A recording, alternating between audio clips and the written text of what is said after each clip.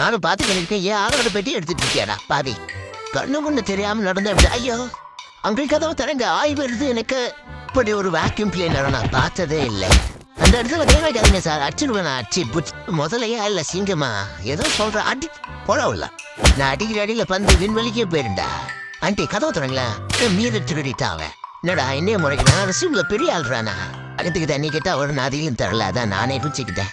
எல்லாம் சூப்பரா இருக்குது. பறந்து வரான் வேட்டக்காரன், பறந்து வரான் வேட்டக்காரன், பாமரன் கூட்டுக்காரன், அல்லைய மணியின் ஓசை. என்ன ஒரு சுகம்.